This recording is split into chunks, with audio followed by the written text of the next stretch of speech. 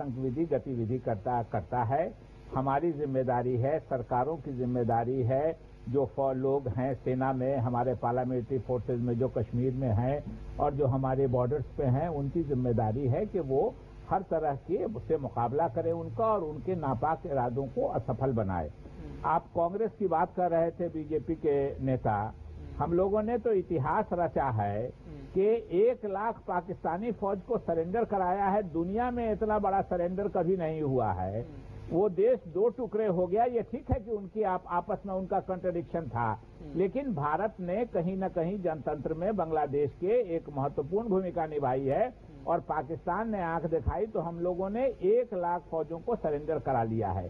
लेकिन दुर्भाग्य की बात है कि जो मुख्य विपक्षी दल है वो राजनीतिक पर उतर आता है और हर बात को वो धर्म के नाम पर चश्मे से देख करके अपने घर के वोट के लिए वो जो मुख्य रूप से आप खुद समझ सकते हैं, मैं नाम नहीं लेता हूं, लेकिन आप देश समझ जाइए कि किस देश से हमको आज की तारीख में सबसे बड़ा खतरा है। इसलिए कि वो बड़ा देश है, इसलिए कि वो पैसे वाला देश है।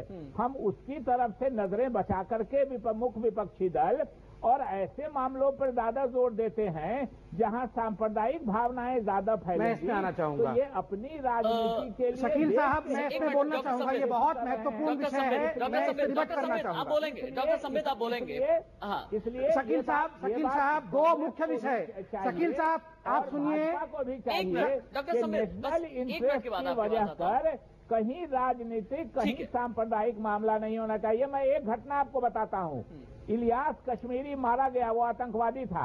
इलियास कश्मीरी ने 2000 में हमारी एक फौज के जवान का इसी तरह सर काट लिया था जो इस बार काटा है 2000 में।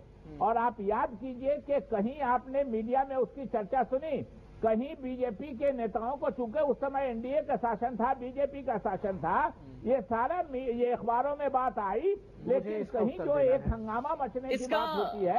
इस बार भारत सरकार ने शकील साहब, डॉक्टर संबित रिवर्ट करना चाहते हैं, लेकिन बस 1 मिनट के बाद आता हूं आपके पास। अगर इस तरह की हरकतें हुई हैं और इसीलिए पाकिस्तान कोई दबा है, पाकिस्तान ने दोस्ती का ऑफर किया है। इस बार भारत ने मजबूती दिखाई है।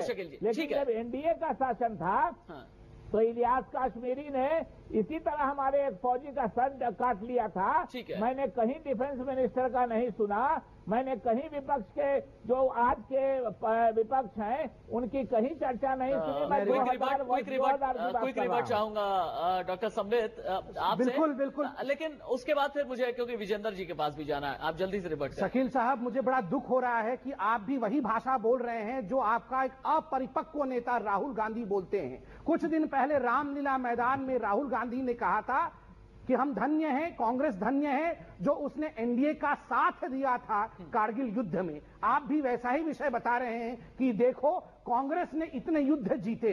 मैं बताऊं, भारतीय जनता पार्टी कभी भी इतने निम्न स्तर तक नहीं गिर सकती कि देश के युद्ध को कांग्रेस या भाजपा के नाम पर विभाजित कर दे। देश लड़ता है, पार्टियां नहीं लड़ती। हमारे जवान लड़ते हैं, उनको सलामी नहीं। 2 मिनट बहुत एलिगेशन लगाए हैं, मुझे कहने दीजिए। नहीं शकील साहब, आप नहीं जीते थे, हमारे जवान जीते थे, हमारा देश जीता था। आप इसको भाजपा और कांग्रेस का विषय मत बनाइए। किंतु मजहब के नाम पे कौन लड़वाना चाहता है वो पूरा हिंदुस्तान देख रहा है। हिंदू आतंकवाद कह के जिस प्रकार मजहब के नाम पे आप युद्ध कराना चाहते हैं, हमने कभी नहीं कहा मुसलमान आतंकवाद, किंतु आप बारंबार कह रहे हैं हिंदू आतंकवाद। ये ठीक नहीं है।